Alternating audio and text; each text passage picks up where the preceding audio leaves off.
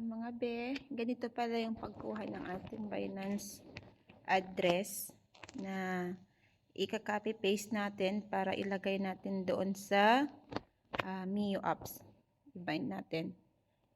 Balik tayo sa pinaka main. Ito ang home ng Binance. Tapos i-click mo yung nandito sa taas. Sa may taas ng total balance, yung kulay yellow dyan para lalabasan yung profile.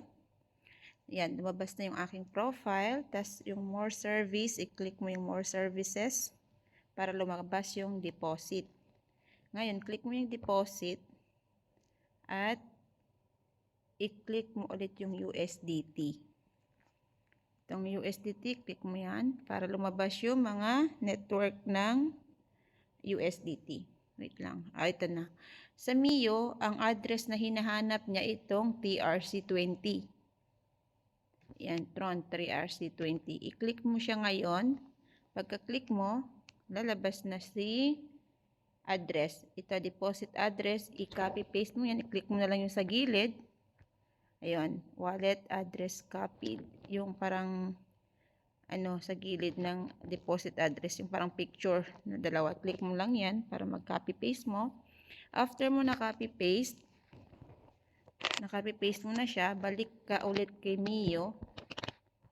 Balik ka kay Mio. Then, click mo tong withdrawal method.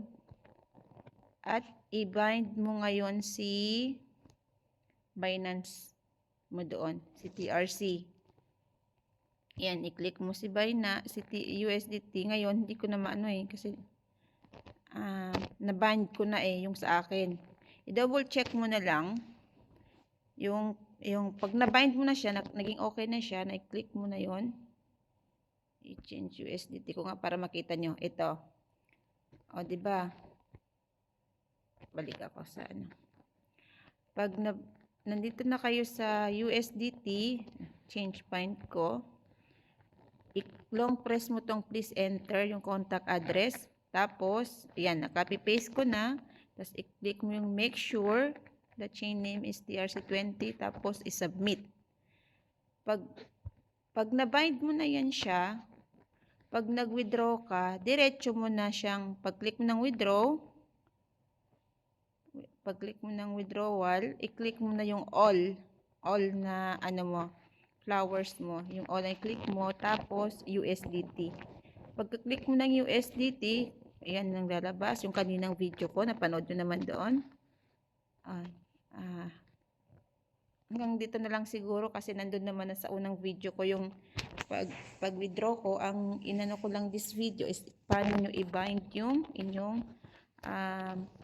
Binance account dito sa sa Mio. Yun lang. Thank you and God bless.